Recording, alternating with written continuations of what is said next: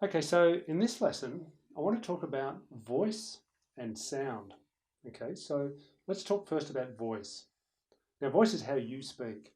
And one of the problems for folk when they come to do a presentation is they're really nervous. And we're going to have a lesson on that as well. But because they're nervous, it really affects their voice. They're not very confident, so their voice gets very soft. And I've got Sam. Sam, can you hear me, mate? Not really, can you? He hasn't got a microphone on. Hold on, let's start again. We didn't put your microphone on. I'm going to talk. I thought we probably should start again and Well, keep you engaged. I could probably pick myself up from the camera mic, so it'd probably be okay. Oh, okay. I think. Okay, We can do we'll that start again. again. Yeah. And is your phone on? Yeah, it's on. Yes, it's off. Okay, good. Let's start. Shall we start again? Okay, hello, and we're going to talk in this lesson about voice and sound. Let's talk about voice first. Now, your voice is how you convey your message. Now, as we know, or as we hear from experts, that it's not. We've got a fly in the room again. He's driving me bonkers. He's got to go. I thought you got out, you little bugger. Go on. Go on. Yeah. Oh, good boy. Okay.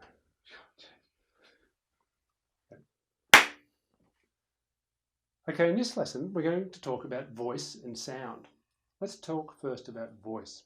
So when we speak, it's how we convey, language is how we convey our ideas and our messages. Now, as we know with body language experts, they tell us that it's not just about voice, because it's how we stand, the way we look on our face, all of these things. But we've talked about that in other lessons. But in this lesson, I want to talk just about voice. Now, when people get nervous to make a presentation, it can really affect their voice. Now, the first thing that happens is they tend to get very soft. Can you hear me? No. Sam can't hear me either. I can hardly hear myself. And people get nervous and they put their hand in front of their mouth because they're a bit nervous. You can't hear a thing I'm saying, right? So the way we speak is very important, and particularly in the case if we're in quite a large room and there's no sound system, we don't have a little microphone attached to us, and commonly at school this won't be the case. So you're going to have to be able to project your voice in a way that the people up the back of the room can hear it, but not so loud that the people at the front of the room are putting their hands on their ears. So you don't have to talk like this, right? Sam, can you hear me now? Too loud. Too loud, right? So I'm yelling at you. Okay, so we don't want to yell at people because then that starts, they get a bit nervous, their ears start to hurt. So we've got to find a natural voice that people can hear. Now, again, coming back to that lesson that we've got on preparation, actually going into the room or the lecture theatre where you're going to be speaking and just practicing the voice, hello, hello, hello, hello, hello, hello, doing this sort of practice. And you can get your mates to stand up the back of the room and say, can you hear me when I talk like this? Can you hear me when I talk like this? So this is part of preparation as well, understanding where you're going to speak and being able to pitch your voice in the right way.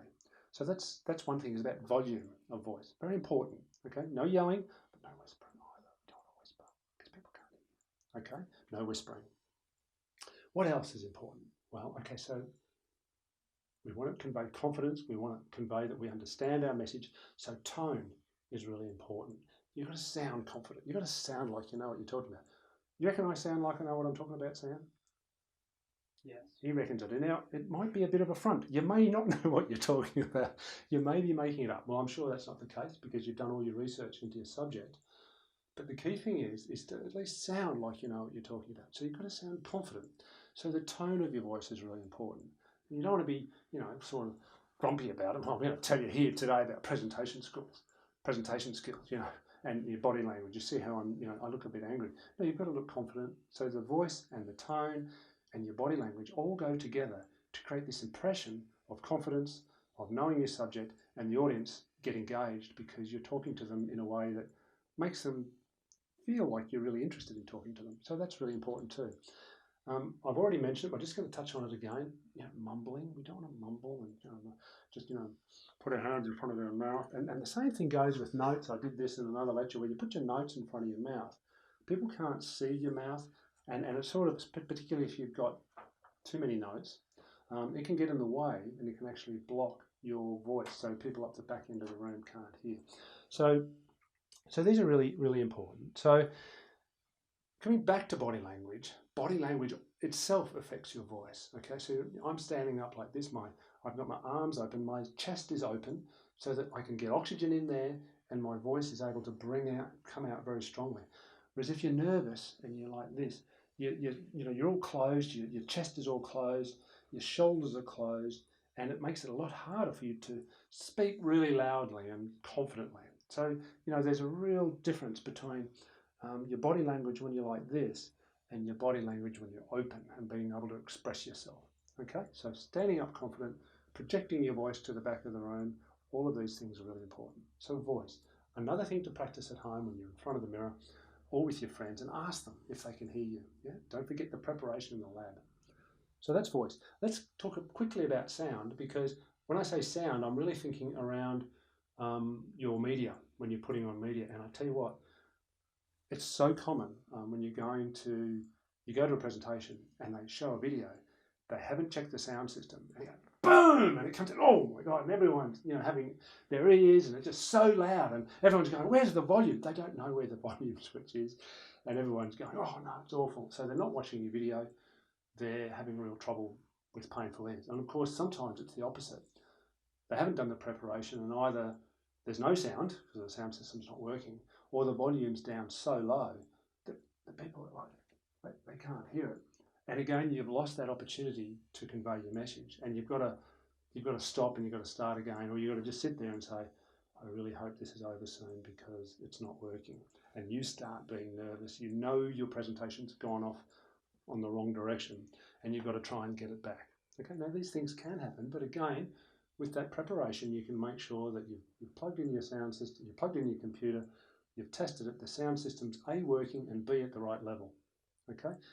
Only other thing, and this is really something I think that you don't have much control over in terms of sound, but it's not a bad idea to have some sort of idea about it, is if you're in a room that's really echoey, maybe there's not much in the room, it's very empty. Now, most lecture theatres are going to be fine. They're actually built with acoustics in mind. But every now and then you'll be in a room where the sound's not really great. And so the way you speak, you can change the way you speak to help that. Because if you're in a room where there's not much furniture and it starts echoing around the room, very common, it's going to hurt the ears of the audience. So just go and test that, have a bit of a lesson, and you might, instead of speaking really strongly and positively, you might say, I just need to tone it down a little bit because it's bouncing around the room and hurting people's ears. So just that bit of preparation. So voice and sound are two really important things in showing that you're confident, getting your message across, keeping people able to listen and not in any pain and suffering and distracted by the wrong sound, the wrong noise levels from your voice. Good luck with that.